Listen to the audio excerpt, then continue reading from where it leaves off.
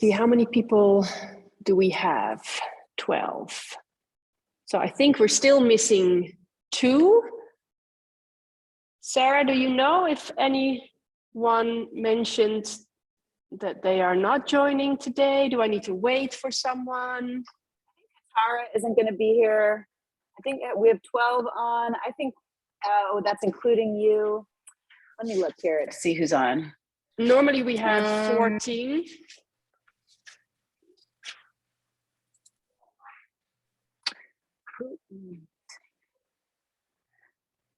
Katara isn't going to be here. We're missing. So you're saying Katara is not? Danielle just may not be here this morning. So Katara and Danielle, I think we're okay to start. Okay. Okay, and I see something in the chat. Let me see. About Edith's last name. Yeah, it's a beautiful last name. Beautiful name. We can't hear you, Edith. Or I can't hear you. So I don't know if your speaker is working or not. Anyway, let's get started. Yeah, I first wanted to do a little bit of centering, and then we'll dive straight into the anatomy just to see first if there's any questions, and then we'll continue with the muscles.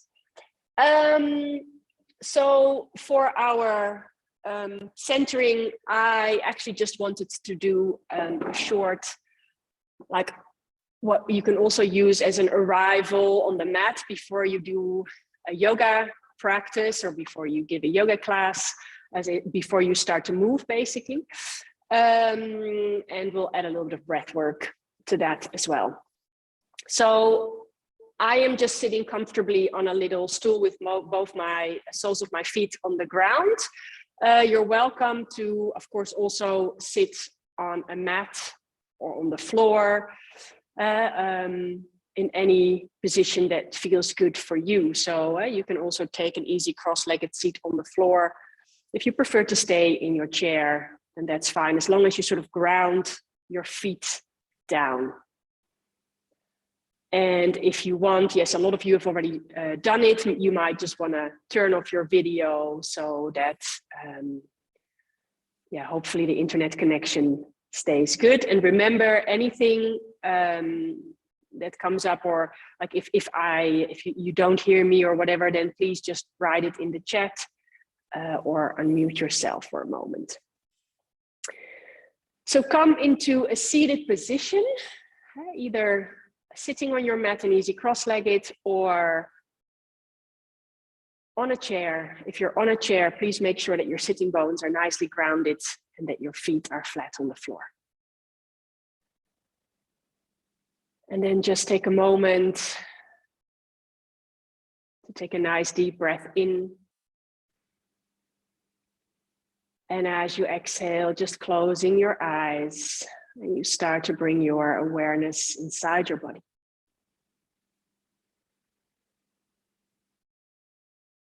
With the eyes closed, you shut out the world around you. And you start to open up that internal vision. You want to basically sort of start to bring the senses not outward into the outer world and what's happening around us, but really bring it inward. And to notice and to feel what's going on in the body. So just taking a moment, whichever seat you have chosen, either on the floor or maybe still seated on a chair, just bring your awareness to the sitting bones. And just notice, feel how the sitting bones are grounding down either into the chair you're sitting on or the floor, the mat.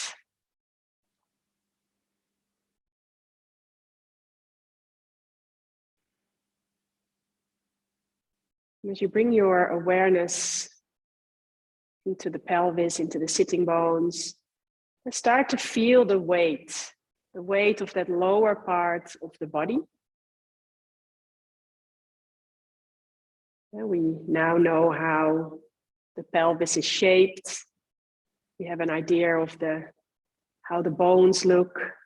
We have an idea of how the hip joints look, so you can actually visualize that. Visualize the bone structure and visualize how the heaviness of that part of the body is really like being drawn towards the earth. Even if you're sitting in a chair, if you're sitting on the ground, in both positions, you can visualize that.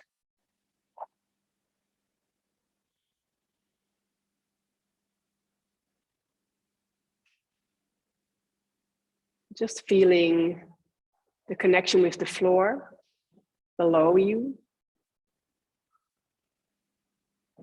You can really feel how the sitting bones are rooting down either onto the floor or onto the chair that's connected to the floor. If you're sitting on your chair, really bring that focus also to the soles of your feet, the connection with the earth. That grounded feeling tends to really pull you out of your brain. The awareness is coming all together to that lower part of your body, from the pelvis downwards.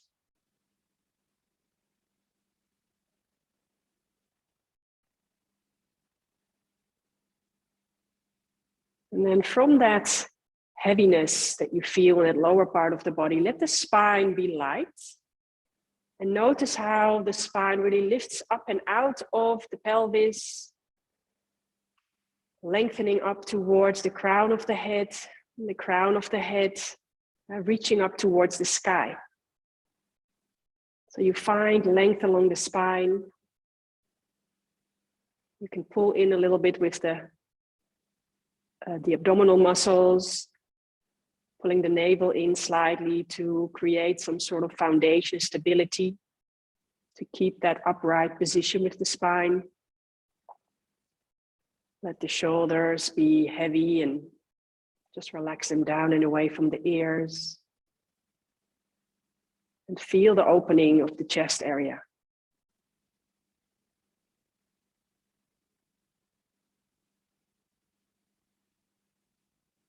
Let the face be soft, the jaws relaxed, and no frowning in between the eyebrows.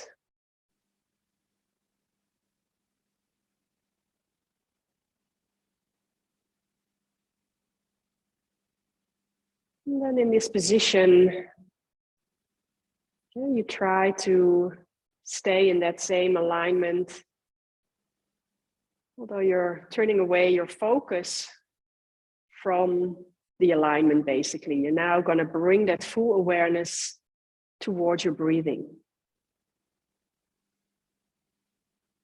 Just feeling the breath as it is right now. Noticing how the body is being breathed.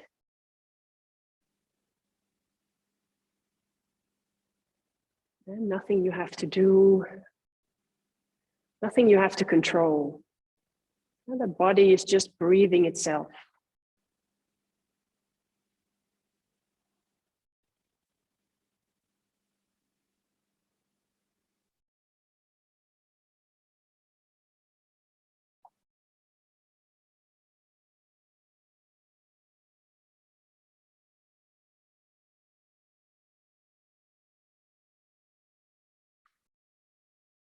And we're going to take some more control over the breath. Just start to elongate the inhales and the exhalations. You can start to use a count of 4 for the inhale and a count of 4 on the exhale. So you go inhaling 2, 3, 4, exhaling 2, 3, 4. Your own rhythm. Some people count a bit slower, some people count a bit faster.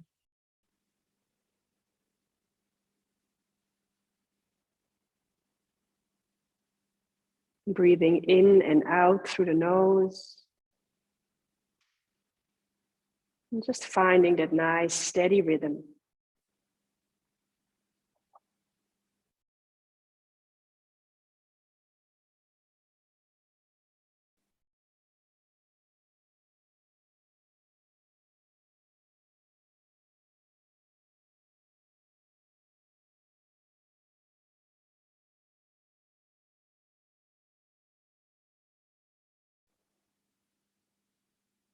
And then next we'll do square breathing or 4x4 breathing, meaning we're going to inhale for 4, hold for 4, exhale for 4, and then hold again for 4. And I'll guide the first few rounds. So let's take a nice deep inhale together before we start. And then a nice long exhale. And then we're going to start with our square breathing. Inhaling, 2, 3, 4, hold, 2, 3, 4. Exhale, 2, 3, 4, hold, 2, 3, 4. Inhale, 2, 3, 4, holding, 2, 3, 4. Exhale, 2, 3, 4, hold, 2, 3, 4. Inhale, 2, 3, 4, hold, 2, 3, 4, exhale, 2, 3, 4, hold, 2, 3, 4. Now just take a few rounds in your own pace. Inhaling for 4, holding for 4, exhaling for 4, holding for 4. Just a few more rounds.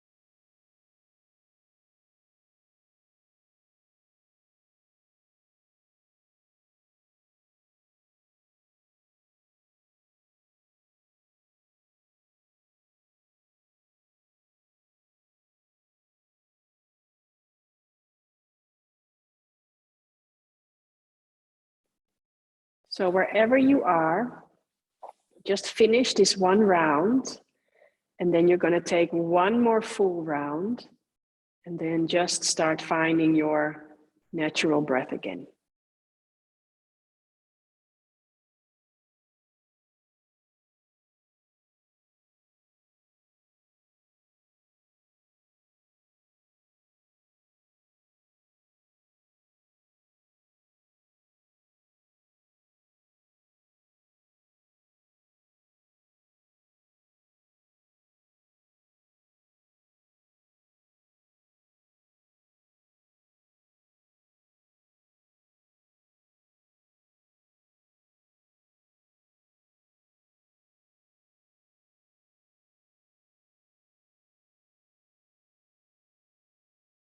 Just following your natural rhythm of breathing.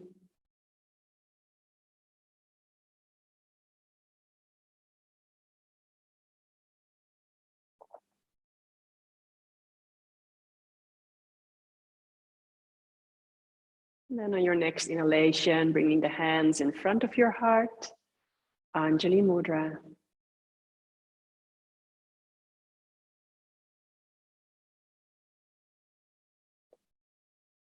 And then bowing the head towards the heart.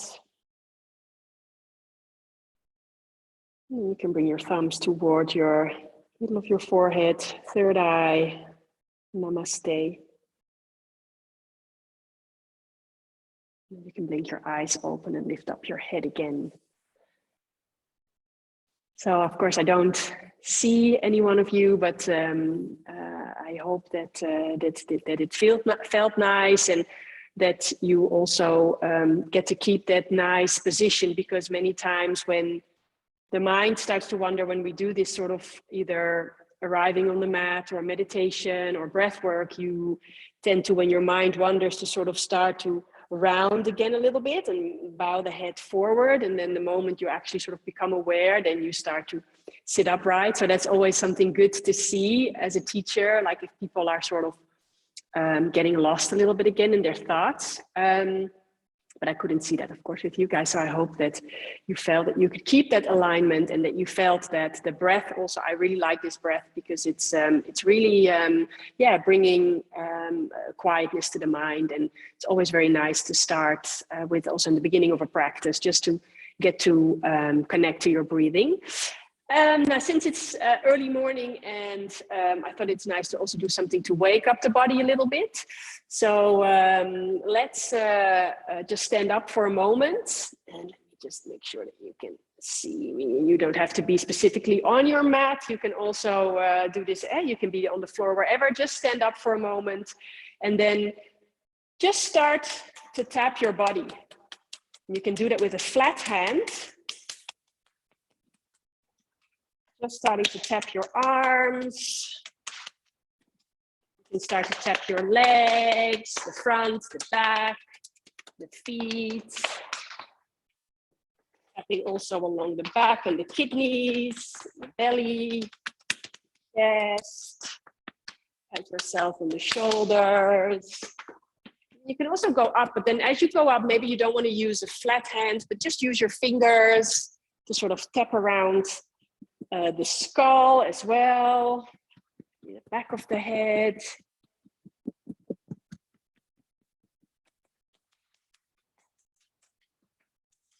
This is really waking up the energy lines in the body and getting the blood flow to flow again. I always tend to get quite warm when I do this. And feeling more awake and energized. Yes. So I hope that after sitting and doing some relaxing breath work in this early morning for you guys, that this actually helps to aliven and waken up a little bit.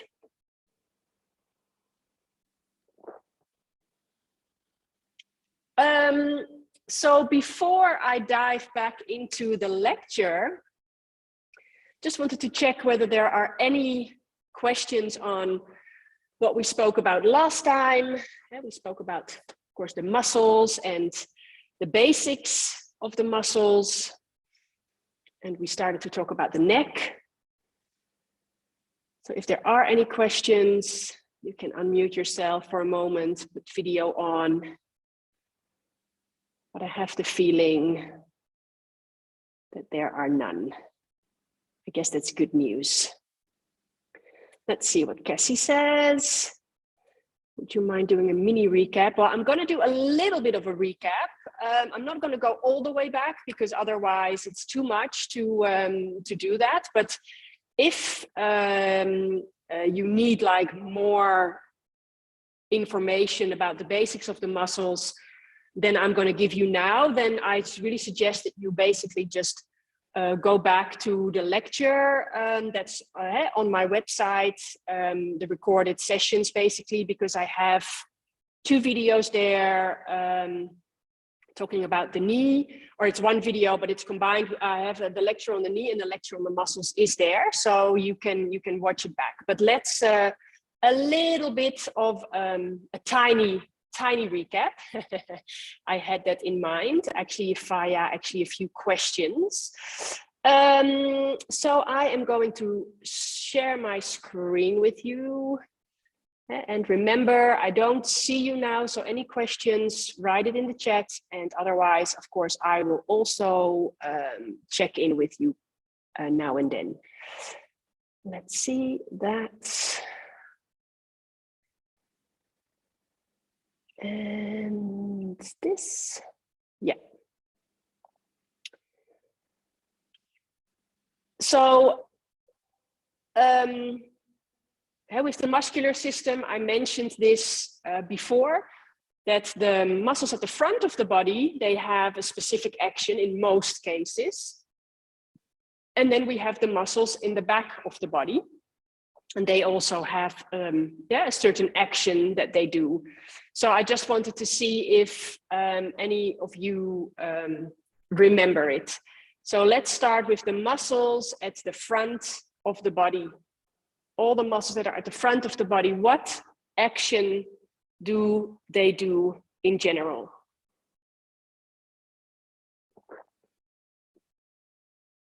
And this is always a good reminder when we talk about this, the muscles on their own, like the separate muscles on their own. When you can think about where they are, then you already get an idea of what action they bring about. So if you can please write in the chat for me, what do the muscles do in the front of the body?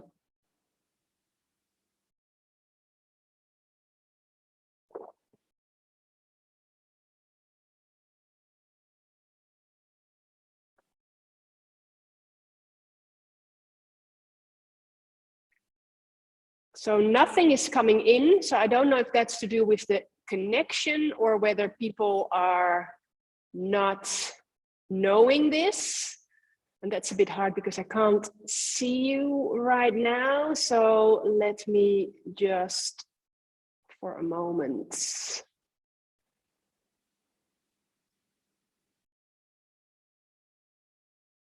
Edith is writing something. Support and sustain the organs. I am looking more for an action of the body. Remember the different sort of movements that the body can do. And when we're talking about the muscles on its own, we want to know when we do yoga postures, which muscles should we be engaging, which muscles are supposed to stretch or lengthen. So in this case, and I'll give you a little bit of a hint here, but when we're talking about the muscles at the front of the body, would that be extension or flexion?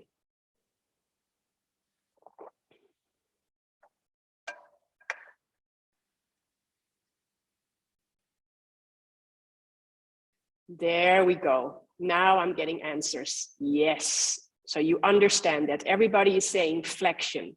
Yeah, so please remember, muscles at the front of the body, they in general flex the body forward.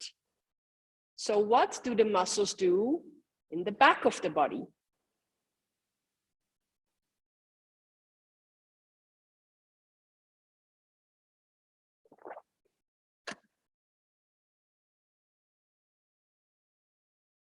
Extend back. Yes, extension. Great. I don't see as many answers as with the front of the body, but I have the feeling that you understand it. Yeah, or try to remember it for me. Muscles at the front of the body, they make us curl up into that little ball. Remember when I was showing you that before? And muscles that are towards the back of the body, they will open the body and pull us backwards. So that's an important thing, and that's easy to sort of use that when we're talking about different muscles on its own, to think a little bit about what kind of action, you know, do those muscles do. Now, a little bit of a harder question. This is something that we spoke about last time. What is reciprocal inhibition? do you remember that? And maybe it makes more sense for me to stop sharing for a moment otherwise. And let's see, stop sharing so that I can actually, somebody needs to maybe want to explain it in words. But I see John is saying agonist, antagonist. Very good. Yeah. Activate, relax.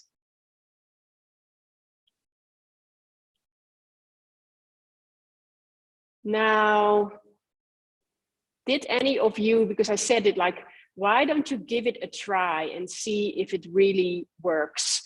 And so the idea is, and I actually think it's nicer if we all maybe just for a moment do it together, instead of me just showing it like on my arm. I can just for you to understand it, I can show it on my arm again. But the idea is that muscles that have opposing actions, when one muscle group is engaging, like for example, the muscles at the front of my arm, so the biceps and the brachialis, and when they are engaging and they are bringing about this action, flexion of the elbow, it means that the muscles at the other side of the bone, they need to relax, basically, because they need to be able to lengthen. Yeah, so that is that effect that it has. That's the reciprocal inhibition. And I think it's nice actually if we try it for a moment, and if we can just sit down on the floor, because when you feel it, you also get an idea of how it works, and also that you can actually use this in your practice, in yourself. So I'm just going to bring my laptop down for a moment.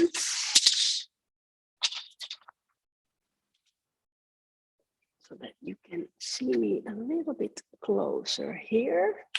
And I'll put myself on speaker view for the recording.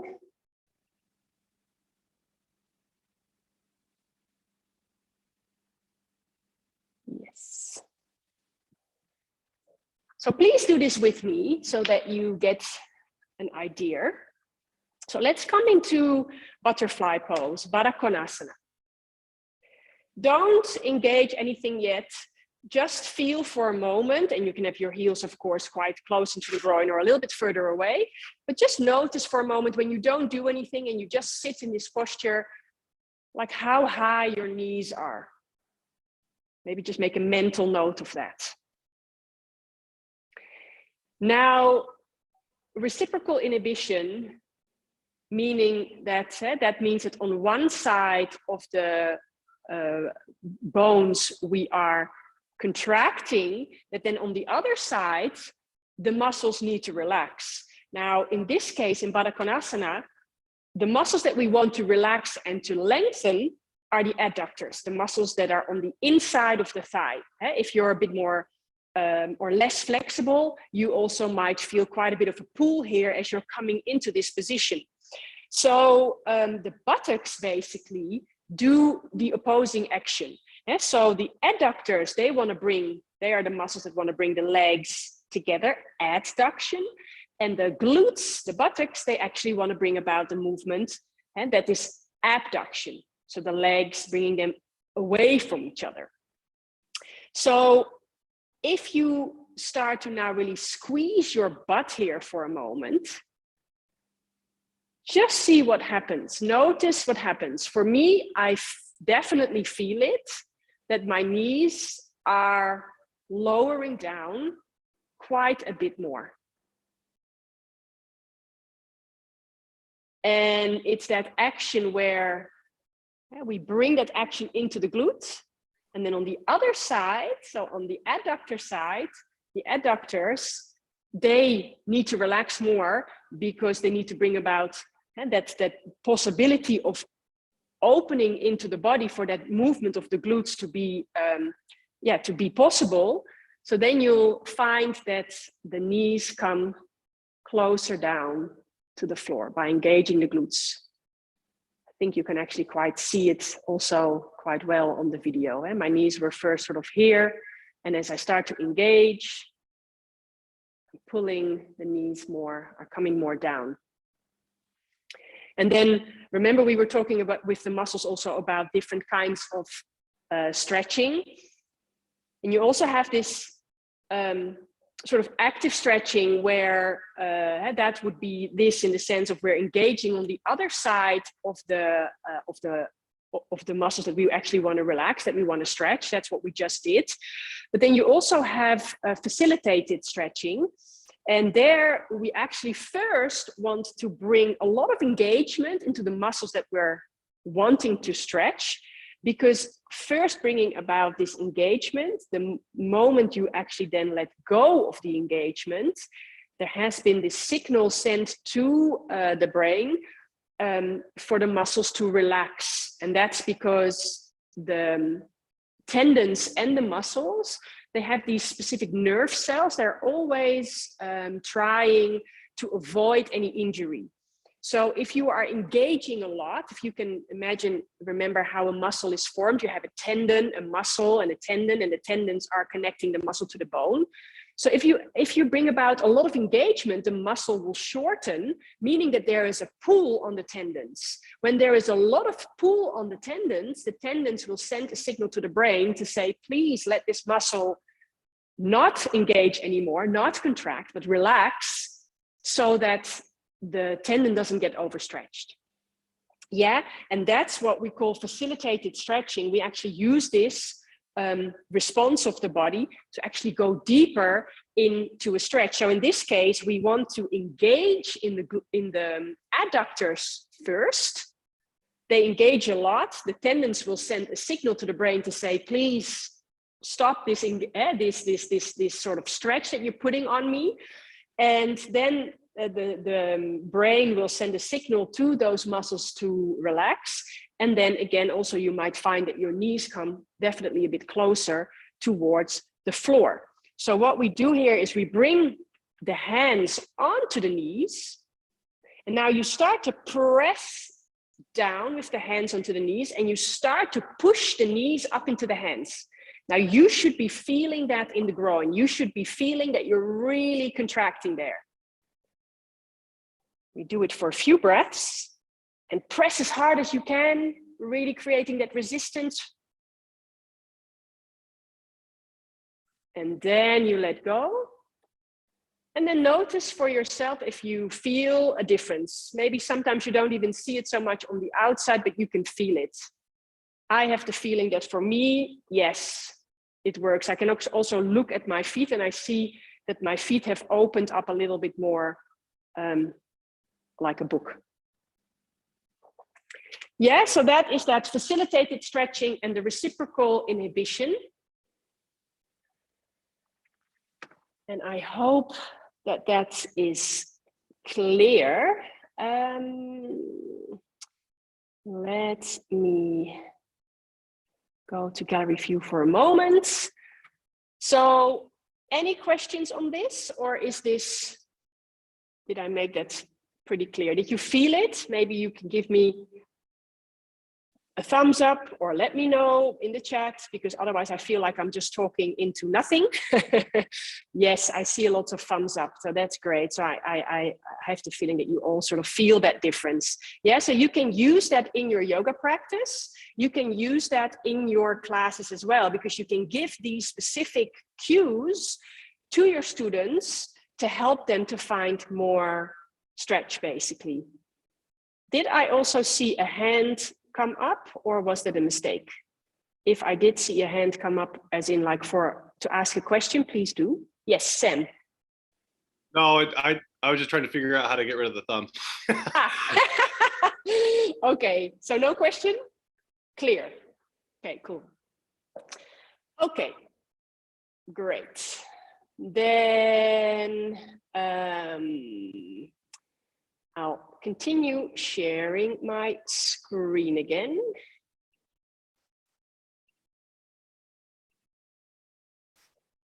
Where are we? Yes.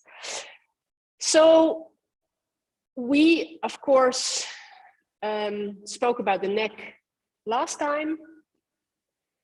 So just to be sure that you understand it, what do the muscles at the front of the neck do?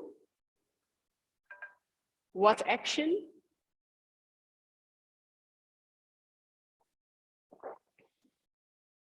You can write that in the chat for me.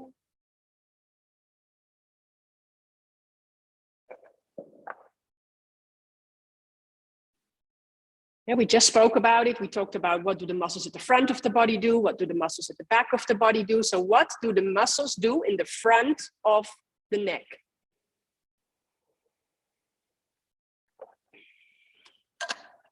Yeah, so John, you're talking about tilt head up, down.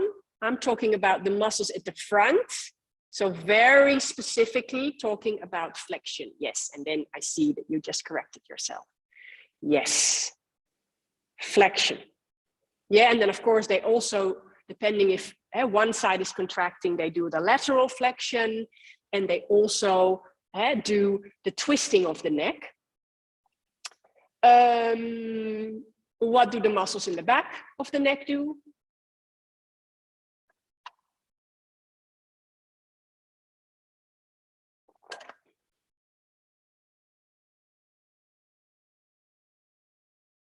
And I'm just waiting in the chat. Extension. Muscles in the back of the neck. When they engage, remember how the lines also run, the muscle fibers, just vertical. So when the muscle shortens, it will just pull the back of the head towards the back. Flexion. Extension, sorry. So this is extension and this is flexion. Another question, do you remember I talked about the breath? Now, if the muscles in the neck, in the front of the neck, they are connecting to the ribs. If I am not letting my head tilt forward, but I'm keeping my head straight, what will happen with the rib cage is that, okay, I'm back. Super annoying that this, very annoying that it's, that this keeps happening, but hopefully we will be okay. This is just something that we have to deal with in the in the Spanish mountains with the internet. Let me just go back to full screen and I'll share my screen again.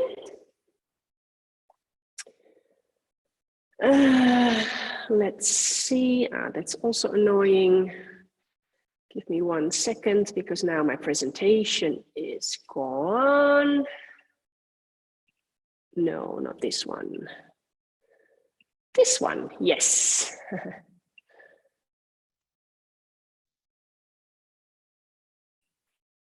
Okay, we're back. So it's really strange because my iPhone is on 4G, so it's like really, it should be really strong. So I don't know what's going on, but I really truly hope that it will work. And otherwise, I'm just gonna try to restart my Zoom. But for a moment, let's keep on just trying. So I'll go back to sharing my screen with you.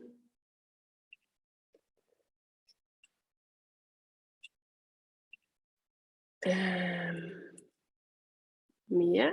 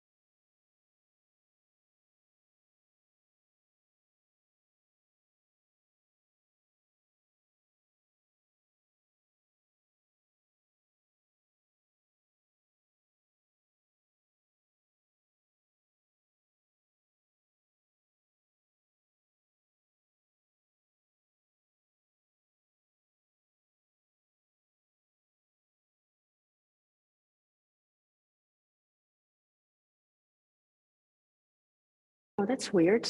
Oh, I think I was muted. I don't know why. I think the Zoom muted me. They thought maybe that's better for the internet connection. Okay, you're back. Yes, great. Okay, so again, just quickly, muscles in the neck, muscles in the front of the neck, they are connected to the ribs as well. If I keep my head up instead of flexing the neck forward, then if I keep my head up and I engage my neck muscles, and they will pull up the ribs. They will pull up, so meaning that they will help me with inhalation because it's going to expand the rib cage. Now, can you think of a few postures where we specifically engage the muscles in the neck? And of course, there are many, but I have a few poses in mind where I'm thinking like, yeah, there you really have to be aware of the engagement in the neck. And if you can write that for me in the chat, that would be awesome.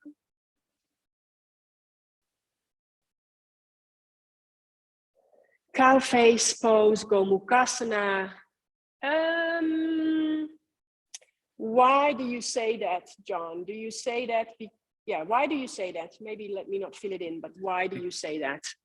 Maybe because of the action of the head against the engaged arms. Okay, great. Yes, then yes, for sure. Yeah. Utkatasana, you have various variations of this posture, but I think that the variation that you do is probably the one where you look up. So there you also want to engage. Yes, and Tasha, thank you. This is one that I was really hoping that you would say, Trikonasana, because you can, of course, look down, you can look straight forward, or you can look up. And that all depends on the strength that you have in your neck muscles and how it feels also for the neck to do that rotation. Yeah, so specifically like with a posture like Trikonasana, you really need to be aware of that you engage there because you have to, hold it up. And then Edith says Jiva Mukti, and I'm sorry, but I'm not really sure what that is. I'm assuming that's a posture. Yes, and I've heard the name before, but it doesn't really ring a bell for me. Anyone wants to elaborate me on that? Maybe unmute yourself for a moment.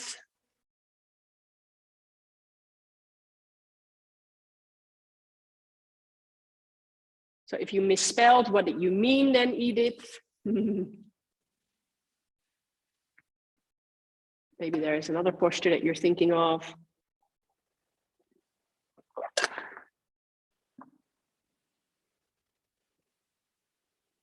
Nothing is coming in.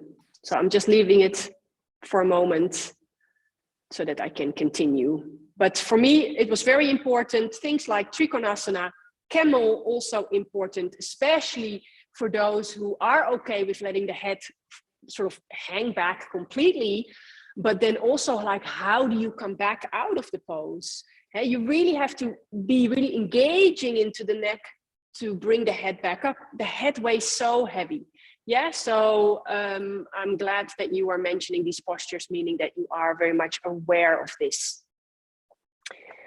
Okay, let's continue with the back muscles. So we have these muscles that run along the spine, and in your manual you can find them on page 26. There are three of them, three of the erector spinae, and I'll just straight away just go to the picture. And as you can see, we have, there's these three, and I call them like groups. You can see my mouse indicator. So we have the iliocostal, and in general in anatomy, when things are connected, like for example, the costals, the ribs, and the ilium are connected, they will combine names and it creates a name like iliocostal. So you know that it is something to do with, hey, they are probably connecting ribs and ilium bone. So this one is the most lateral one of the three. Then you have the longest one, and it's called the longissimus. and that's running in the middle. And then we have the spinalis, and also that is sort of, you can, when you hear that name, you can think, this is one that is then connected to the spine and the spinous processes. Yeah, now again, remember that question that I asked before. So these muscles are in the back. They are running all along the spine. So what action do they bring about when both sides are engaging? Just going to open the chat again and see if you can answer that question for me. Back bending, yes, John. So extension of the spine.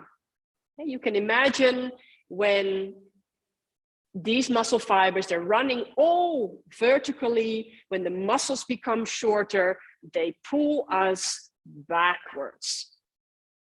Yeah, so that's extension. Now, what happens if only one side, so if you look at my mouse indicator, say here on the right side, only the muscles on the right side contract?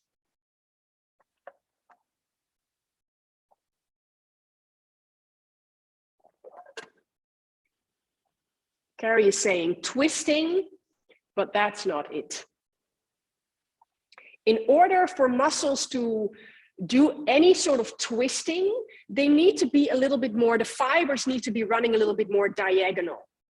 Because then when they become shorter, they're pulling into that diagonal. So we have the muscles running on both sides of the spine. Both muscles on both sides of the spine contracting is pulling us back. If only one side contracts, what happens?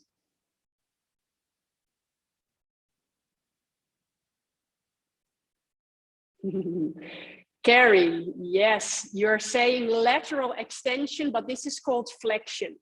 Lateral flexion. Yeah? Lateral flexion.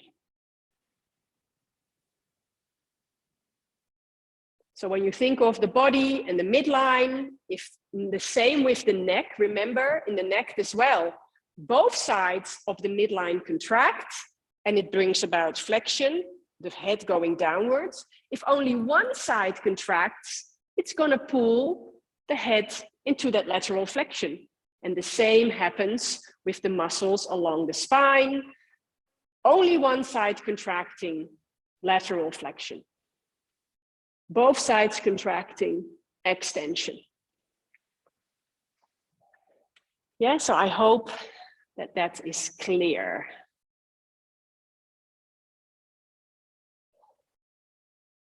And again, I don't think it's super important that you know exactly where the muscles start and end. You can see that in your manual if you are interested. For me, it's more important that you know in general, more or less, where are they running? How do the fibers run and what is the action that they do so that you understand it, what we're using and what we need to engage in our yoga postures. So for the erector spinae, which pose or which poses stretch these muscles?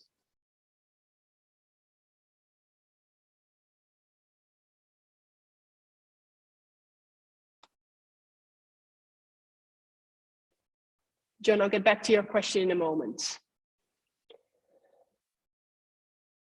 So erector spinae, which poses and group of postures stretch these muscles?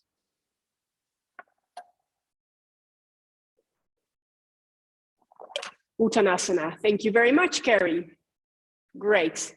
Forward folds in general. Forward folds in general will stretch those muscles. When you're doing a sideway bend or a lateral flexion, then of course one side is contracting and the other side is lengthening. So yes. In Warrior 3, the idea is that you keep your spine straight. So there's not much, not specifically much happening in the sense of really of a stretch. And you can imagine when you're doing a forward fold, standing or seated, that's when you really start to stretch these muscles. I hope that that makes sense. And then John, you said also, I think that we were still talking about the lateral flexion. So yes, on page 26, you see that picture there. Also, you would be engaging those muscles for that lateral flexion. Now, in which poses do we engage these muscles? And there, actually, I think, Benjamin, your answer would be the correct answer of the previous question. So I say which pose, but you can also think of which group of postures. Where do we engage the erector spinae?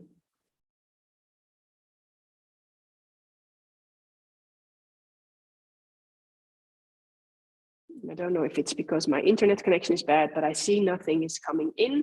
Ah, yeah, John is mentioning now. Yes, things are coming in. Back bends, yes.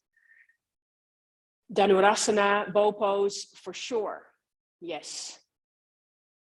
Think of postures where you are, I mean, because you are also any back bends where you have, for example, you're lying on your belly and then you do like a cobra or an upward facing dog. Of course, you're also engaging there, but specifically when you have to lift your hands away from the floor.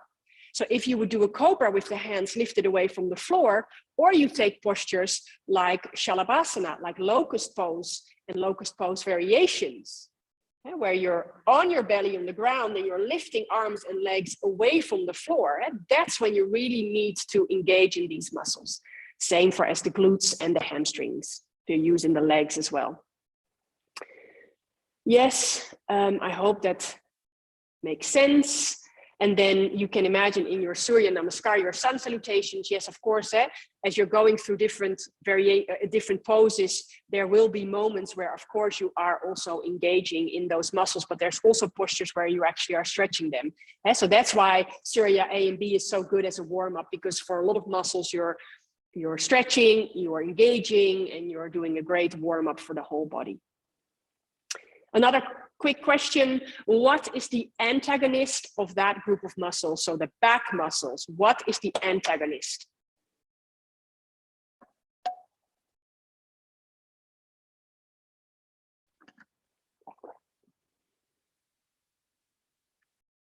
John says the pecs. Yes, a little bit, but I am looking for a little bit more of a clear one. A little bit more of an obvious one. So think about what the action is of the muscles in the back.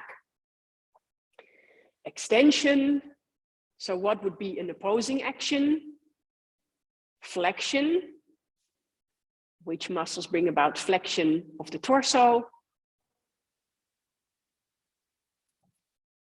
The abs. Yes, thank you very much. Rectus abdominis, the muscle that lies here, your six-pack, crunching, flexion of the spine, muscles in the back, extension. Yes, I hope that you get that. Then let's continue with the quadratus lumborum. The QL is more easy to say it like that. And that's connected to the 12th, the lowest rib, and to the spinous, the transverse processes of the lumbar. And the action that it brings about is really like stabilizing the spine and also the pelvis, basically. So, and of course it is connected to those lower ribs. So it also pulls the rib cage a little bit downwards. Now, this is the same thing as with the erector spinae, also the muscles along the spine, that when only one side is contracting, that brings about that lateral flexion. And you can also say lateral flexion if one side is contracting, but you can also say that you don't bend the torso so much, but you're actually tilting the pelvis. I'll just show that to you like this. And so either those muscles that are here, the QL, if one side is contracting, it can help me with that lateral flexion. But if one side is contracting, it can also do that lateral tilting of the pelvis. Now, when you are walking and you want to keep, you want to prevent sort of the hips and the pelvis to go a lot like that, that's also the job of the QL. It will sort of stabilize, and meaning that, yeah, with also some poses, specifically when you think of postures where you're balancing, you don't want to sort of, if one leg is lifted away from the floor, you don't want to have that one hip hang down. So that's the QL working to keep the hips sort of leveled, the pelvis leveled. Also, you can see it that it's sort of your back wall. So you have the muscles, the QL is here. And when you think about it, there's no bone structure really here in this part. And remember, we said sometimes the muscles work as a protection. When you think about this area, and we don't have bones here. So there's a lot of layers of muscle that protect the organs that are in there. The QL that's sort of here is your back wall. As you're breathing and you're inhaling, the diaphragm is pushing the organs down and the belly expands forward. That's because that is sort of the way of least like resistance. So the belly comes forward fairly easy and the organs come forward. That's also mainly because the back wall is very strong and it's avoiding basically from that the organs would be sort of pressing into here, so to say. I don't know if you've noticed it. I know that I think that Sarah said that you do Kapalabhati breath. That's the breath, if I understood correctly, that you do at the end of your hot yoga sequence. That Kapalabhati breath is the breath where you pull the navel forcefully in on your exhale. And I don't know if you've ever felt it, but I always feel it when I do that breath. It's that forceful exhalation. So I'm pulling the navel in. You can imagine as you're pulling the navel in that there is a lot of pressure in that lower part of the torso. As I'm pulling the navel in, it's putting pressure backwards. And I always, if I'm doing Kapalabhati a bit longer, for a minute or more, I start to feel it in my lower back. And that is your QL. Your QL, and I mean not that it's like painful in the sense of that it's a wrong pain, but more like I feel it in my lower back, that my lower back is working. And what it's doing, it's creating stability. It's making sure that it's sort of pressing back, so that with the Kapalabhati, there is something that that you can sort of press into, if that makes sense. So if you ever felt that, maybe next time when you do Kapalabhati, feel it, see if you feel that. And it's that's the QL. That's really like protecting that back wall, basically, giving you that stability. And here you can see the QL, how it stretches, and you can imagine the muscles, and I'm just showing you with my mouse indicator, that run along the spine, the erector spinae, and we also have that layer in the middle and then towards the lateral side of the torso, those layers of the erector spinae. If they will be contracting to pull you into that lateral flexion, just as the QL is contracting here, but it's the other side that's then basically stretching, lengthening. Yeah, so there's some opposing action happening here.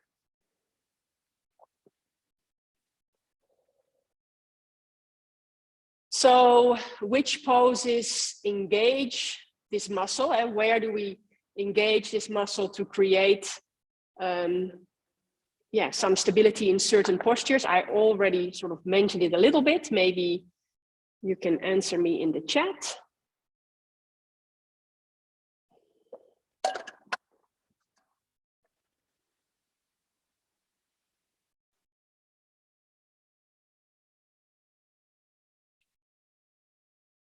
Let's see if anything comes in.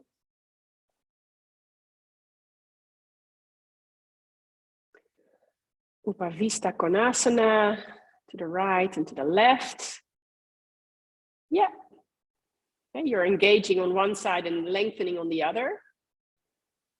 When you think about the pelvis, and leveling the pelvis, which postures do we do when we're standing on one leg?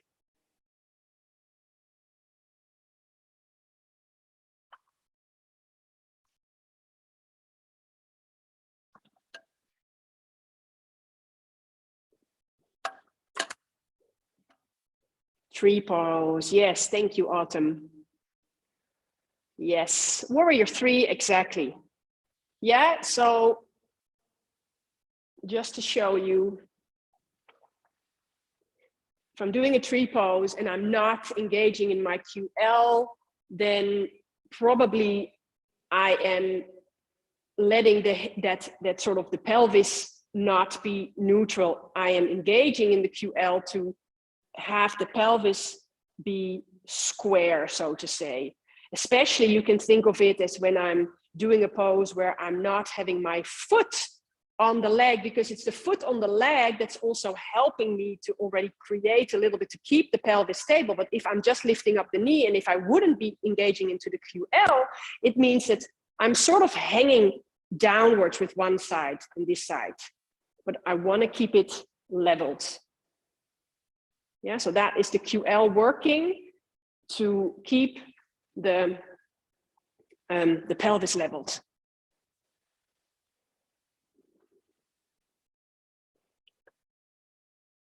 Garudasana, eagle, yes, for sure. Half moon, I mean, the QL is for sure also engaging in half moon, because although we're opening in the hip there, it's not like a closed off position, like we don't really level the pelvis in that sense, but you still are definitely engaging because of the torso and the position that it's in. So I get the feeling that you understand it, so that's great. Then let's continue to talk about the trapezius muscle, another big muscle in the back. This muscle is laying over the erector spinae. So the erector spinae is like deeper muscle, and then the trapezius is laying on top of that. And we have different parts of that. So each part has a sort of an opposing action. A part of the muscle is connected to the skull, and then to the spinous processes and the transverse processes in the neck and the beginning of the thoracic spine. And it also goes towards out towards the shoulders, and then back in towards the spine lower down. So it's sort of creating this diamond shape, so to say. Let me just show it to you here. And there you can see these different parts. You can see how the fibers run, and maybe you see it the best in this picture in the middle. And you can see that these fibers are running a little bit more diagonally up. And here you can see that they are horizontal. This is the middle part of the trapezius. And then we have the lower part of the trapezius, and that has these fibers running in a diagonal downwards. So we have upwards, we have downwards, and we have the fibers running horizontal. So the fibers running horizontal, they are connecting here to the spine, and then they are connecting to the scapula, to the shoulder blades. So if those muscles are engaging and becoming shorter, it's going to pull the shoulder blades in towards each other. Yeah, so retraction is what it's called. Then you have the muscles, the muscles that are the top part. And here it's connected to the skull, it's connected to the shoulder blades. So the action that it brings about is either depending on what you're holding still. If you're holding your head still and you're engaging those muscles, you'll be elevating the shoulders. If I'm keeping my shoulders down and I'm really like being mindful of that action, keeping the shoulders down and then engaging, then it will pull the head back. Remember, we have the muscles in the back of the neck. We spoke about it earlier. They help with extension of the neck.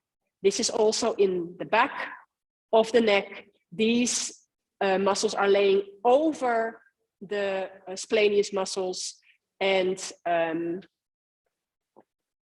they also do this action of extension. If I'm keeping the head upright, then it's pulling the shoulders up.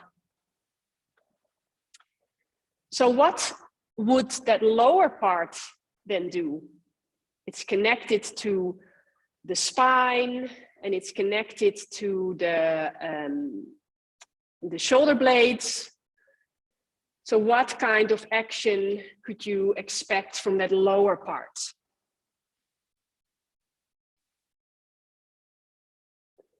Let's see if anything comes in on the chat.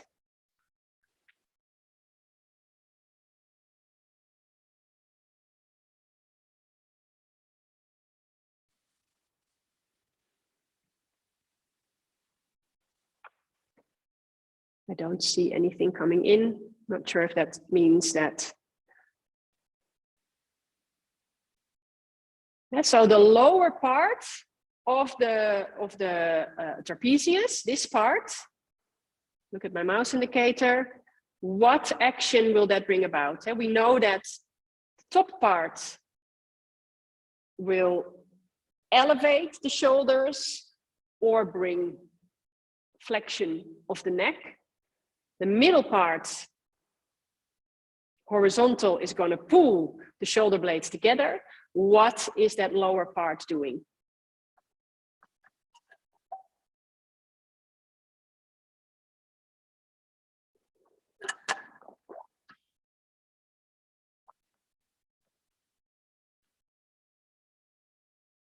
So protraction and retraction, Sam, are two different actions. So they are opposing actions. And that is a wrong answer. Yes, Carrie, it's pulling the scapula down. So please try to think as logical as possible, looking at the muscle fibers, looking at where it is in the body.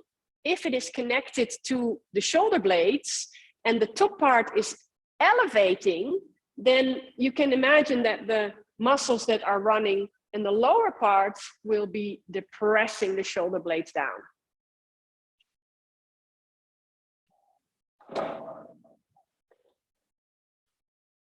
So sometimes, I don't know if it's sort of like maybe overthinking, but it's actually, yeah, in general, when you start to get a little bit of that feeling of thinking of where is the muscle connecting, in what direction do the fibers run, just see it as an elastic band. If that elastic band would shorten and it's connected to two parts, to two bones, how will it bring those bones closer together, in what sort of way?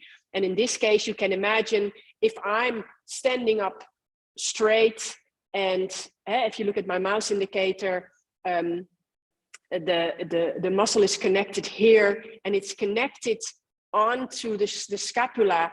And if the muscle becomes shorter, then it will just pull those shoulder blades down. Yeah, so I hope that is clear. And that's how, yeah, I'd like you to look at the action of the muscles in general. So before, because time is again flying by, I want to give you a little break. But before I give you a little break, I would like an answer on these questions. So this is a little bit of a trick question. What is the antagonist of this muscle? Let's see if you paid attention. It's a bit of a trick question.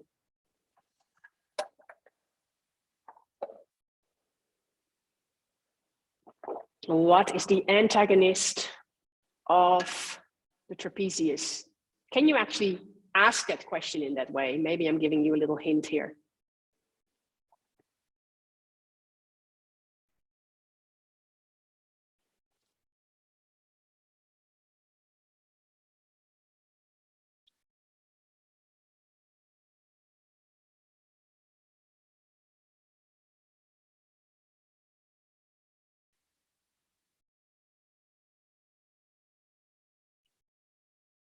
Yeah, nice to see the different answers coming in.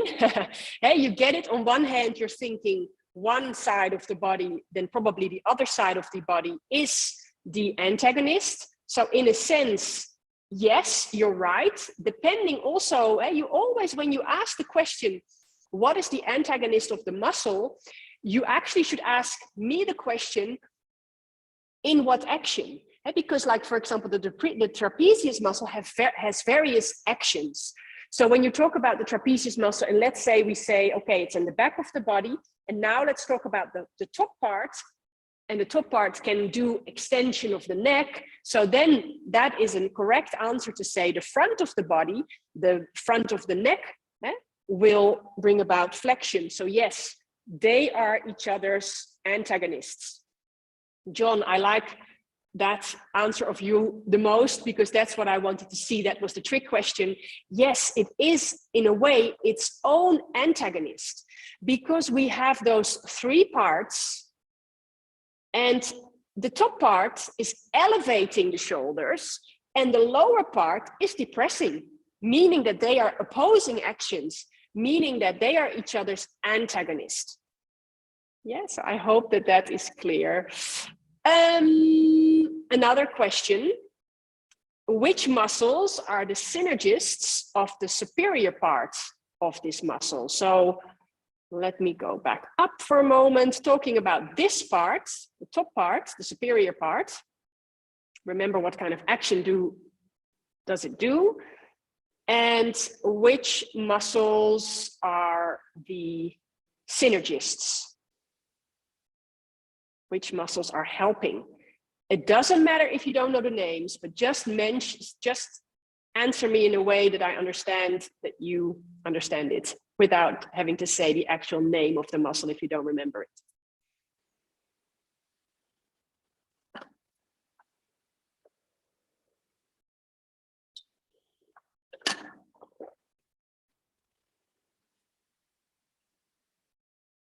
Neck muscles, yes, Sam, thank you. But then, of course, the muscles in the back of the neck.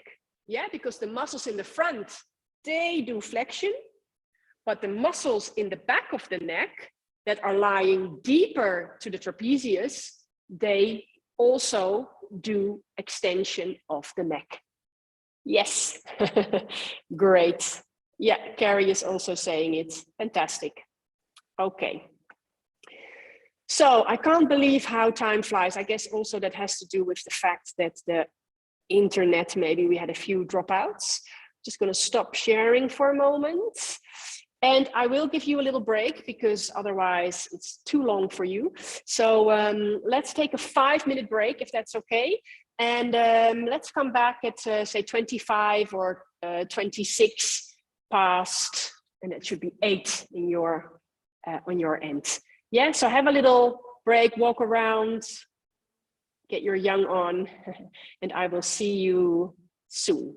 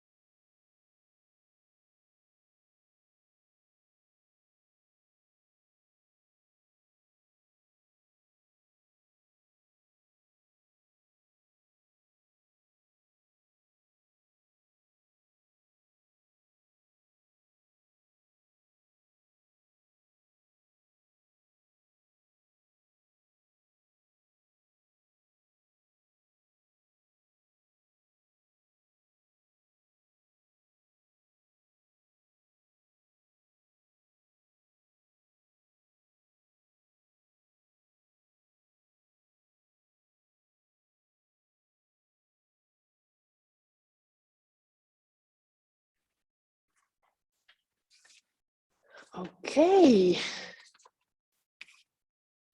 And we're back. Not sure if everyone is there yet. But for some that are maybe either just listening but not back on their computer, I just wanted to say that I think I said this before with anatomy, it's a lot. The muscles are a lot to remember. We have so many muscles in the body. So I'm trying to sort of give you hopefully the most, what I find easiest way to sort of start to remember the muscle actions. And but I also want to say, like, if this is the very first time you're hearing all this, then it's a lot to take in. So don't worry if it's too much, if it's overwhelming. You have these recordings and I'll keep them live for you for quite a bit of time, probably. So I just encourage you, if you don't have the time during this course, I will, if everybody wants that, I can leave them up on my website for a bit longer after the training so that you can actually watch back some things as well at some point. Because the moment you start to listen things multiple times, then it starts to sort of stick more into your brain. Okay, and then I'm gonna, Cassie, yes, please. Yeah, great. And I will definitely do that. I'm gonna continue again sharing my screen with you. There we go. And we're going to continue with the rhomboids. Rhomboids are muscles that are also around the shoulders, or actually in between the shoulder blades. They are lying also deeper to the trapezius. So the trapezius would be the outer layer and the rhomboids are also underneath that. Connected to the spinous processes on the spine, so the bony parts that stick out of the spine, and you can see that here, that's connected there, and then the insertion is on the medial line, or the medial side of the scapula. You can see the muscle fibers. Yeah, they're running, you can say horizontal or maybe a little bit diagonal. And you can imagine if it's connected to here and it's connected to there, what kind of action will it do? Will it bring the shoulder blades closer together, or will it push the shoulder blades apart? What do you think? I'm making the questions a little bit, I help you a little bit more with the questions now, instead of keeping it super open.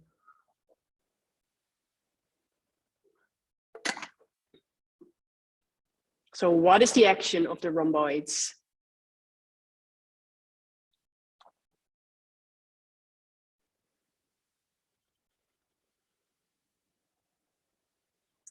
Oh, Sam, no.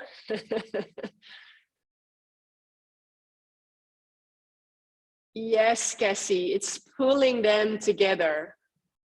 How could a muscle cannot push, a muscle can only pull. So how would it be possible for this muscle to press the shoulder blade away? It's not going to happen, Sam. So I hope that you can sort of visualize that for yourself. Muscles can only contract and become smaller. And if you can think of an elastic band that is connected to here and connected to here, and you would pull it tighter, what would happen? It would pull the shoulder blade closer in to the spine. Yeah? John, that's funny. So, the rhomboids, they bring the shoulder blades together. We call that retraction. Yeah, muscles only can pull And that's the action that they can do. They can pull the shoulder blades in towards the spine. You can imagine that that's happening on both sides. Yeah, so if I am protracting and I'm rounding, the shoulder blades are away from each other. Now this is retraction. And I have to engage those muscles in between the shoulder blades to bring the shoulder blades together. Does that make sense? I hope it does. Yes, and it's also a little bit of a downward rotation, as Edith is saying. And you can see that in your book as well. Okay, so that's the rhomboids, and we call them the rhomboids. You have the minor and the major, but they both have the same action. So that's why we just call it as a muscle group, the rhomboids. Now, in which poses do we engage the rhomboids?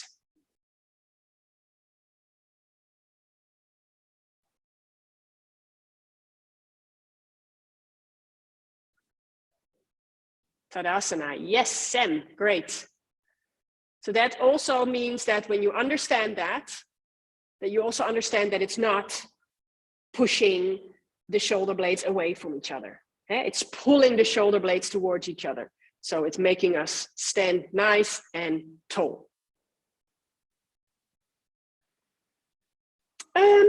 Yes, in shoulder stands, yes, I would say you're definitely also engaging.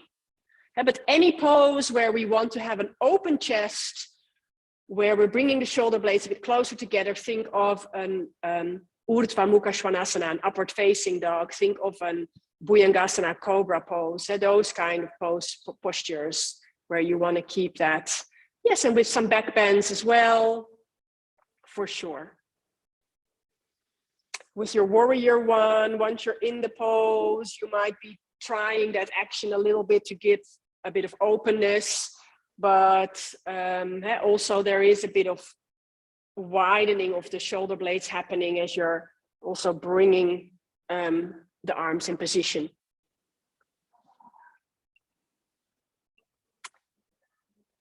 So let's continue with a muscle that does the opposing action, which is the serratus anterior. The serratus anterior is, as you can see on this picture, is connected and most close to the midline. So it's the origin on the ribs here. And then it connects to the front part of the scapula. And so it's probably like more or less where my mouse indicator is now, but then on the front part, so you can't see it, that's where it's connecting. So I hope that you can imagine that if it's connected sort of like this, and it's on the inside of the scapula, it's connected to the inside of the scapula, the front of the scapula. Once the muscle starts to become shorter, starts to engage, this will pull the shoulder blades away from each other. It's pulling the shoulder blades towards the front. If you don't understand it, if it's not clear, let me know in the chat. But I hope that you can see that where the difference lies between the rhomboids that are between the spine and that medial border of the scapula. When this becomes shorter, look at my mouse indicator, then it will pull the shoulder blades in towards each other as if they are kissing each other. You can imagine that a muscle that is more to the outside, look at my mouse indicator, so more here and connecting to the inside of the scapula, the front of the scapula, which you see here, that will pull the shoulder blades towards the front of the rib cage. Yeah, and that is what we call protraction. So they are doing opposing actions. Now, what did I say about muscles that are connected to the ribs. Do you remember that? Muscles that are connected to the ribs. What sort of action do they do? What do they help with?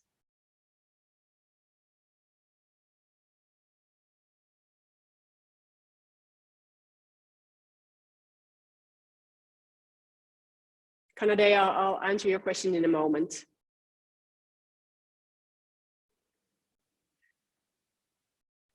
Breathing. Carrie is saying breathing.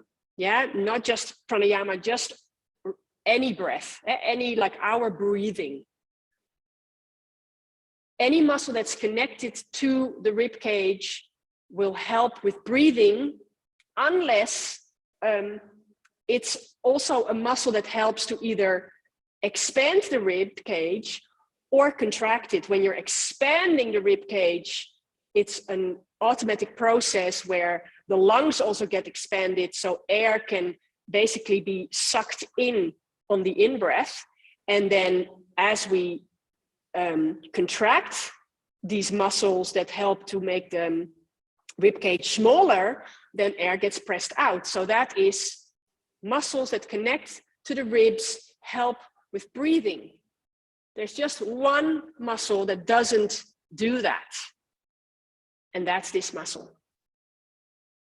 And I hope that you understand why, because there is no way really how this muscle could sort of lift up the rib cage or expand it, because the shoulder blade is so mobile that the moment the muscle engages, it's just going to pull the shoulder blades around the rib cage. And even though you could say, if you would engage in the rhomboids, for example, to keep the shoulder blades more static, then still it's not enough really for these muscles to lift up the rib cage.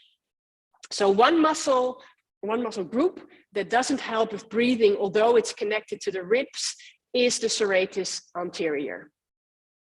Yeah, and then to get to Kanade's question, I am actually asking you that question. In which poses do we engage this muscle?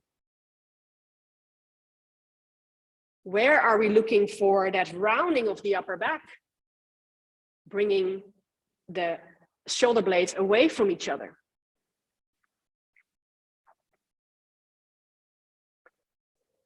In cat, exactly. Sam is saying in down dog. In down dog, we're trying to sort of, I would say, keep it more neutral. So not so specifically that retraction, that protraction. Crow, yes, very important. A great cue to give to your students when you're learning them how to do crow. Rounding the upper back, protracting the shoulders, looking forward in that pose will really help you. Dolphin, I mean, the shoulder blades are a little bit away from each other, but once you're in the posture, you're also sort of trying not to overly do that, I think.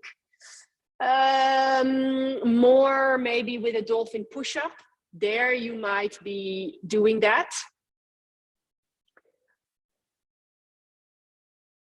So I'm also thinking of poses like when you're getting into your headstand, when you're when you're coming in towards a Pincha Mayurasana forearm stand. The moment you are up, you're going to try to sort of bring it again, sort of neutral, but to come in, you will have that protraction. And also when you think of a plank pose, when you think of a plank posture, you want to have a slightly sort of rounding in the upper back, a little bit of that protraction. 8-point pose. I have to think of, I think that's the knees, chest, chin, I think, Cassie. Yes, knees, chest, chin. I would say more neutral, trying to be more neutral, even a little bit more retraction. Yes, yeah. So I'm not gonna keep the chat open for these next questions because I actually already sort of answered them. This is serratus anterior is all about protracting shoulder blades away from each other. So the antagonist would be any muscle that retracts, bringing the shoulder blades together. And we said the rhomboids do that. And we said also the middle part of the trapezius, also bringing the shoulder blades together. So they are the antagonist. And also the question that I just answered, does this muscle aid with breathing? And that's a no, because although it's connected to the ribs, it's the only one really that doesn't help with sort of expanding or contracting the rib cage. Next muscle, the latissimus dorsi, huge muscle. Do you remember what I said about muscles that have big tendons compared to muscles that have small tendons? Muscles that have big tendons are very strong muscles. Yeah, so this is a huge tendon. It's called an aponeurosis. And this diamond-shaped flat tendon, huge tendon, so a strong muscle. It's a big muscle, but it has a big tendon, so it's a strong muscle. Yeah, connecting then to that thick sheet of fascia basically, and then connecting smaller to the front of the humerus. Now you look also how these muscle fibers are running. You can imagine that this muscle will help with bringing arms towards the back, what we call extension in the shoulders. Also, if I would have my arms wide, and you can see that a little bit on the picture here, just imagine that this arm is abducted, how that would pull on this little part of that muscle. You can imagine that the moment that starts to shorten and contract, it brings about adduction. Yeah. And then because it's connected to the front, and then of course here in the back, once it contracts, it also brings about this internal rotation, medial rotation. So that's why this is also the swimmer muscle. I'll just show you that movement. Now you can imagine that the crawling is the muscle, and the latissimus is really working in that sort of movement. And that's why swimmers have this also always quite big and very strong. Really the swimmer's muscle. So now I've been showing you all these movements, of course, where I was moving my arms. But when we have the hands fixed to the floor or the arms fixed to the floor, then instead of extension of the arm cannot go anywhere, it will pull the chest forward. That's also an action that the latissimus dorsi does for us. And that's in my next question. So when the arms are fixed, which pose engages this muscle? Might be a little bit of a difficult question, but maybe you get an idea also of what I just showed you with the arms fixed and pressing the chest up.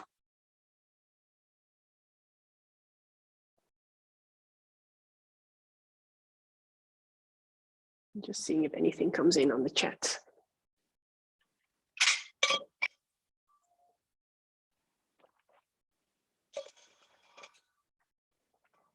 Handstand. Yeah, it's not the posture that I am specifically looking for, but yes, definitely it will help you there.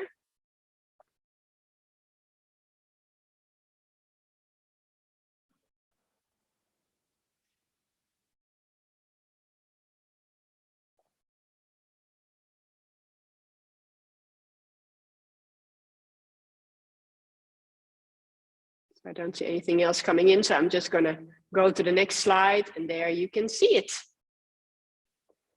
Purvottanasana. Yeah, that's really engaging also the muscles in the back, or that back muscle, the latissimus dorsi. So you can also think of, because of course Purvattanasana is with the legs straight in that diagonal, but you can also think of a reverse table. Anywhere where you're lifting the chest up with the arms fixed down, pressing the chest forward, think of the latissimus dorsi.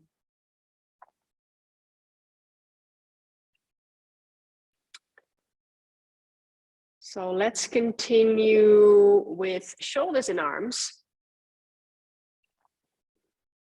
Of course, we were already talking a little bit about muscles that are around the shoulder blades, but these muscles now, they are connected to the shoulder blades, but they bring about more action of the actual shoulder and the humerus in the shoulder joint. So we have very important muscles for any like internal and external rotation with the arm, the upper arm, and that's the rotator cuff muscles that are responsible for that. The rotator cuff muscles are basically encircling the head of the humerus, and they are also definitely stabilizing the shoulder joint. Now, when you look at it from the anterior side, so this is looking basically right through me, but they've taken the rib cage away, and you would look onto the inside of the scapula, so the front of the scapula, and this is the posterior view where you look on the back. So you would be looking straight on the shoulder blade like that. So the muscles, so there's 4 muscles, and we have the supraspinatus, and remember those names, anatomical terms when we say supra and infra. Supra means above, and the spinatus is basically the spine of the scapula. So the supraspinatus is lying above the spine of the scapula, and the infraspinatus is lying below the spine of the scapula. So the supraspinatus is connecting to that upper part of the head of the humerus. You can see that here also on the front, because this is the supraspinatus connecting here. So that is more of a muscle that is lying horizontal, fibers are horizontal. So the action that that muscle brings about is it's the start of abduction. So think about where it's connected. If the muscle shortens and it's pulling on that part of the bone, it will help with abduction, bringing the arm out to the side. But it's not a super strong abductor because it's quite a small muscle. So there's other muscles that will help, which are synergists to this muscle, but it does the start of abduction. Then the infraspinatus and the teres minor, which is below the infraspinatus, they are connected to the back side of the humerus, so more here. As these muscles contract, they are going to bring about an external rotation in the shoulder. So they're going to bring about this action. And you can imagine the muscles are lying here on the outside of that scapula. They are connecting sort of to the humerus on this side. So the moment they start to pull in, they will bring about that external rotation. And then looking at the subscapularis, which lies in between the shoulder blade, connected to the shoulder blade, and the ribs are just in front of it. So you are looking right through me, and you've imagined that there's no rib cage for a moment. It's lying on the shoulder blade, on the inside of the shoulder blade, and connecting to the front of the humerus, meaning that when the muscle shortens, it's gonna pull the arm into internal rotation. Yeah, so that's the internal rotation. And let me show that to you on another picture. Here you can see it. This is the supraspinatus connecting to the top of the humerus. Imagine if this is becoming shorter, like that elastic band pulling on the bone, it brings about that abduction. And then the muscle on the inside of that shoulder blade connecting a little bit more towards the front of the humerus. The moment that that shortens here, it will bring about that internal rotation. The muscles that lie on the back and are connecting a little bit more towards the back of the humerus, external rotation.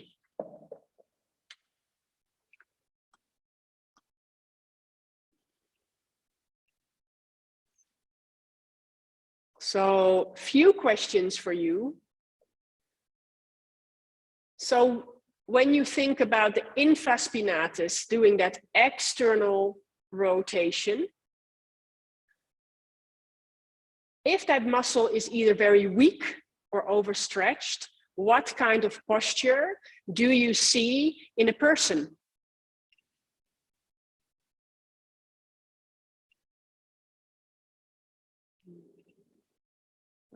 You can write that for me in the chat.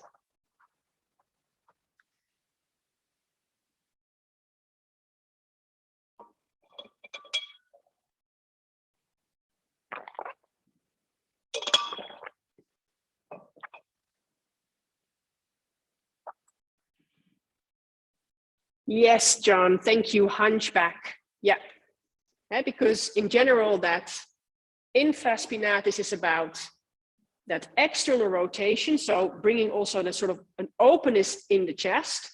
If that is not working anymore, it's basically internal rotation is happening in the shoulders and you get this slouching forward, instead of external rotation and open chest.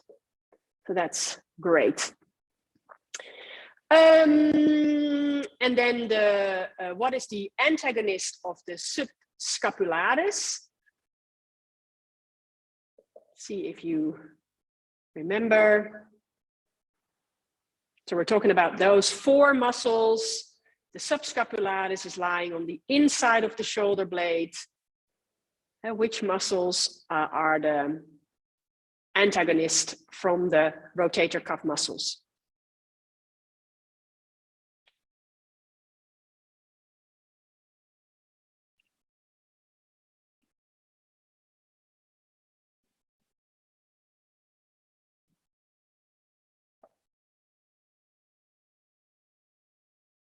Yes, Carrie, great. The infraspinatus. Yeah, so, and also the teres minor. And the two muscles that lie more below the spine of the scapula, and they bring about external rotation, while the subscapularis brings about internal rotation. So yes, they are each other's antagonist.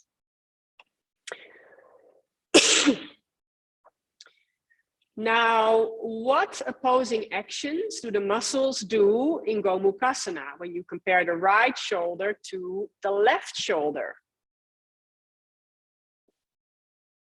And it doesn't matter, you don't like right or left, just saying one arm compared to the other arm. What opposing actions do we have there?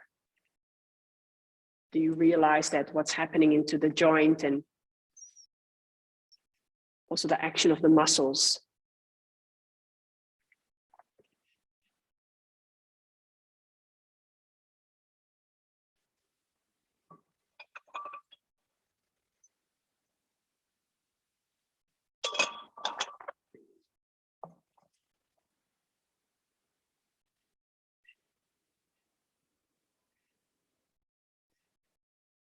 So I don't see much coming in.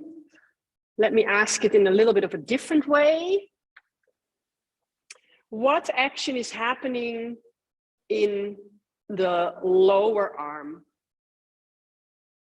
So the elbow that's pointing down Try it for yourself. What's happening? Is that internal rotation or external rotation in the shoulder? The lower arm, elbow that's pointing down, internal or external rotation. Yes, Edith is saying external, but that's wrong. It's internal rotation. I'm rotating internally. I'll make my screen a little bit bigger, go a little bit towards the back. Internal rotation to be able to bring the arm backwards like that. So if it's internal rotation, what muscles need to be contracting to help me do this action?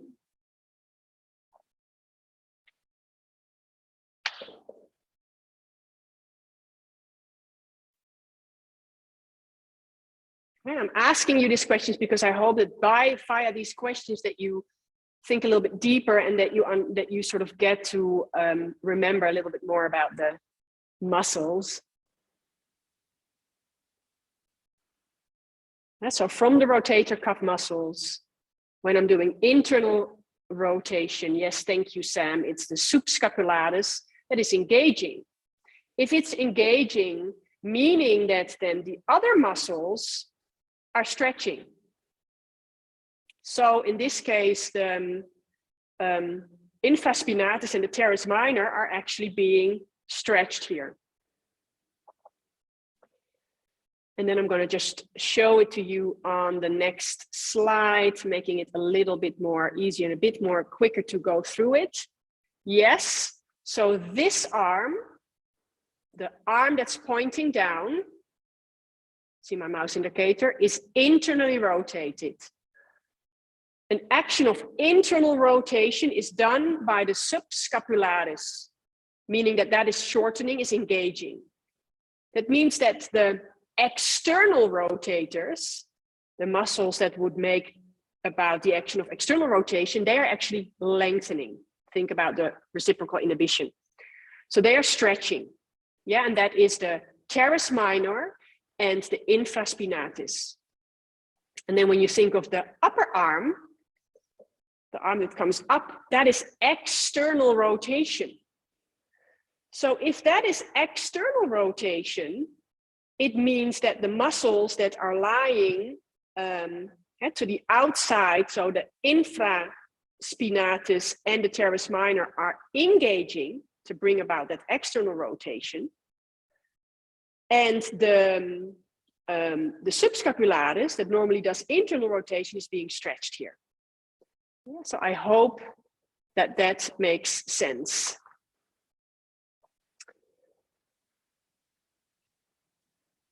So I'm just trying to, like, whenever we talk about specific muscles, to bring about a little bit of a connection with the yoga postures also, so that you get an idea. And next time that you're in a pose, you can think about a little bit more like, okay, you know, what am I feeling? What muscles am I engaging? Yeah, so that you get an idea of where do you need to contract and where can you let go? Where can you lengthen? So the rotator cuff muscles are also muscles that are, because they are surrounding the humerus bone at the top, so to say, they're stabilizing the shoulder. So they also tend to play quite a big part in chaturanga, doing that movement from plank downwards, and then, or actually just the whole vinyasa, like that movement. So they're fairly small muscles when you actually look at them. You know, they're just around the shoulder blades, and the front and the back, and then wrapping around the arm. So many times also when people tend to get either an injury or an ache or in pain at some point in there while they're doing their chaturanga, think of these rotator cuff muscles. For many of us, it has to do something with one of those muscles being a bit overstrained, yeah, because they are trying to stabilize as we're lowering down in chaturanga, trying to stabilize us basically. So the moment that you see somebody doing a chaturanga in a wrong way, like really maybe like sinking into their shoulders as they're going down, because they don't actually have so much the strength to do a chaturanga in a good way. So you will see them sort of, and I hope that you can see it, like instead of sort of as they're lowering down, keeping the shoulders and the shoulder blades stable, you will see more of this action happening. They're either starting to bring shoulders up a bit more, the elbows come out to the side, they're really sort of bringing shoulder blades together. That means that the strength is not there yet in the shoulders to actually do a proper chaturanga. When you see that happening, I would suggest for your students to come down on their knees as they're lowering down, because it's a lot easier then and lighter to do that chaturanga movement. And they can first build up strength, and then they start to keep the knees away from the floor and straighten the legs again. Because the moment, as I said, the rotator cuffs are also there to stabilize, and they can really get injured or sensitive when chaturanga is done in a bad way, when you're just not strong enough yet to actually do it in a way where you can keep the shoulder blades more in line with each other. Okay, well, it's time for us to finish this session. So meaning that next time I'll continue talking about the shoulders, the deltoids. But just before I leave you, I'd love to hear if there's any questions on this so far, or if everything is clear. And remember, you can always watch back the recording if you need like a little recap. I know also for you, it's always very early morning when you're doing this. So I can imagine that sometimes it's also a bit much to sort of take it all in. So please, just if you need to review things, watch either the video or read your manual, just to sort of remind yourself of things. And next week we'll continue with the deltoids and the muscles in the arms. Let me see what's coming into the chat. Yes, thank you, Cassie. Yeah, thank you. I think at the end it went okay with the internet connection, so that's good. It's a good way that we can do it like this, where you close down your video. Although for me, it's a lot less. It feels less engaging. Like I like also sometimes to see your faces, but at least we get to do it in a way where everybody hopefully gets to see it. And then, of course, there is the recording. So thank you so much, guys, and I wish you a beautiful weekend ahead of you with Sarah. And and I'm really enjoying also seeing your little videos and things that you're doing and what you're learning, and it's so great to see you teach already. So really nice. Yes, thank you so much, and I will see you next week. I won't see you, by the way. I will, I can also send you a reminder, but I guess everybody has input. I mean, you all know how to get to my website. Next week, I'm actually in the middle of a retreat. I'm in Spain now, so I can't teach this class, but I have prepared for you a great session, basically. I love this. It's a video of an hour of Paul Grilly. Very, very interesting. But first, you do an hour of lecture with me. We'll be talking about the respiratory system, very important, and we'll be talking about tension versus compression, very important. And then you get to watch the video of Paul Grilly, which is amazing. So I hope that you will enjoy that, and I will see you live again in 2 weeks' time. Yeah?